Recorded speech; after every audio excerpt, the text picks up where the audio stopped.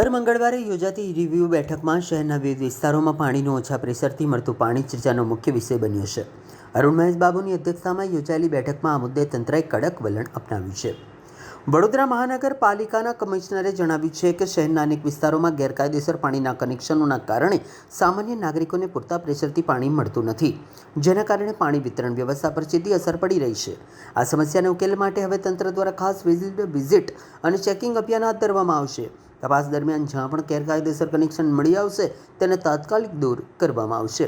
Municipal કમિશનરે સ્પષ્ટ શબ્દોમાં જણાવ્યું હતું કે માત્ર ગેરકાયદેસર કનેક્શન ધારકો સામે જ નહીં, પરંતુ આવા કનેક્શન આપનાર પ્લમ્બરો અને અન્ય જવાબદાર વ્યક્તિઓ સામે પણ કાયદેસરની કાર્યવાહી કરવામાં આવશે. પાણી વિભાગના અધિકારીઓને શહેરમાં નિયમિત ચેકિંગ વધારવા, પાણી ચોરી રોકવા અને વિતરણ વ્યવસ્થાને વધુ અસરકારક બનાવવા માટે જરૂરી પગલાં લેવા સૂચના આપવામાં આવી છે. તંત્રનું માનવું છે કે ગેરકાયદેસર કનેક્શનો પર નિયંત્રણ મેળવવાથી પાણીનું દબાણ સુધરશે અને શહેરના નાગરિકોને પૂરતા પ્રેશરથી પાણી મળી શકશે, જેના પરિણામે પાણી પુરવઠા વ્યવસ્થા વધુ સુદૃઢ બનશે. આજે ખાસ કરીને રિવ્યુ બેઠકમાં જે પ્રી મોન્સૂન એક્ટિવિટીઝ બાબતમાં ચર્ચા કરવામાં આવી છે. આપ જાણો છો કે પ્રી મોન્સૂન એક્ટિવિટીઝના એક ટ્રાયલ પણ ગઈકાલે થઈ છે. રાતમાં અમે આખું ટીમ સતત ફિલ્ડમાં જ કામ કર્યા હતા. ખાસ કરીને ફાયર ટીમ, ગાર્ડન ટીમ દ્વારા જેટલા પણ ઝાડો, લગભગ 40 ઉપર ઝાડ પડી હતી, એને પણ દૂર કરવામાં આવ્યું છે. અમુક એક બે જગ્યામાં પોલ પણ પડેલી હતી, એ બધું અમે કોર્ડિનેટ કરીને દૂર કર્યું છે. પાણી બાબતમાં જે વોટર લોગિંગ સ્પોટ્સનું પણ અમે અત્યારે તૈયારીની રિવ્યુ કર્યું છે. લગભગ 206 સ્પોટ્સની ઉપર અત્યારે 4 કલાક, 4 થી 8 કલાક, 8 થી 12 કલાક અને 12 કલાકથી ઉપર એટલા સમયમાં પાણી રહેશે, એ બાબતનું પણ અમે પ્લાનિંગ કર્યું છે. લગભગ 160 જગ્યા ઉપર 4 કલાકની અંદર પાણી નીકળી જાય છે.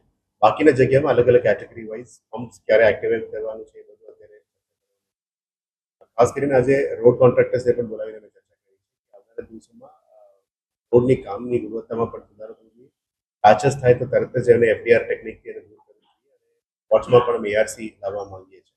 વોર્ડ્સ અને ઝોન લેવલમાં એઆરસીથી જ કરવા માંગીએ છીએ. પહેલાં જે માનવ દિનની ચાલતી હતી તો ક્વોલિટીમાં કોઈ કોમ્પ્રોમાઇઝીસ બંધ કરીને ward wise, zone wise arc પણ કરવામાં સાથે સાથે આજે ડ્રેનેજના કોન્ટ્રાક્ટર્સ અને ટીમને પણ બોલાવવામાં આવ્યું છે. કેટલા સિટીમાં ડ્રેનેજનું કામ ચાલી રહ્યા છે, બધાને 15 જૂન પહેલાં પૂરું કરવા માટે આપી છે. સાઇટ વાઇઝ રિવ્યુ પણ કરવામાં આવ્યું છે.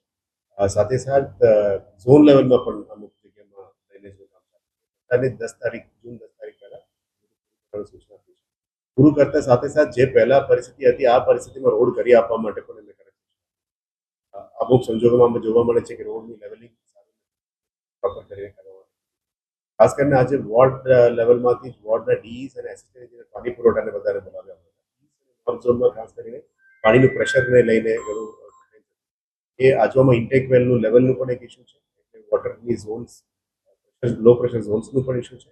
અમુક વોટર નેટવર્કના ઇસ્યુઝ છે અને અમુકમાં ઘણા લોકો ઇલીગલ કનેક્શન્સ પણ લઈને ઇલીગલ મોટર લગાવીને ખેંચતા હોય એના માટે એ બધા ઉપર કડક કાર્યવાહી કરવા માટે પણ આજે સૂચના આપી છે.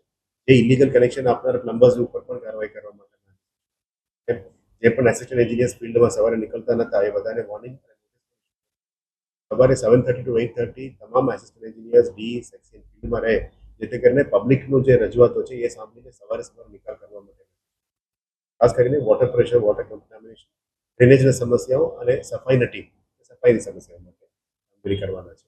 પ્રી મોન્સૂન એક્ટિવિટીની તૈયારી ચાલી રહ્યા છે. હજી 10% કામ બાકી છે. અત્યારે પદાધિકારીઓ પણ રોજ ફિલ્ડમાં જઈ રહ્યા છે. સાથે મળીને આ બધાનો નિકાલ કરવા માટે અત્યારે 4 ખાસ, જે મેઇન ખાસ છે, 4 સબ ખાસ છે.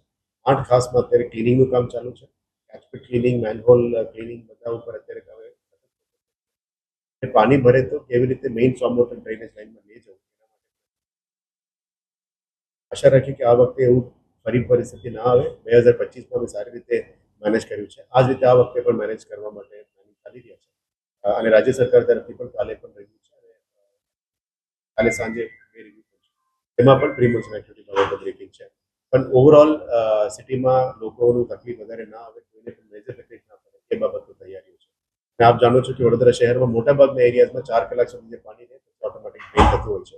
ઇનિશિયલ પેનિક બટન હિટ ના કરવું જોઈએ, એ માટે તમામને વડોદરા નાગરિકોને પણ વિનંતી છે કે આપ સહયોગ આપી રહ્યા છો.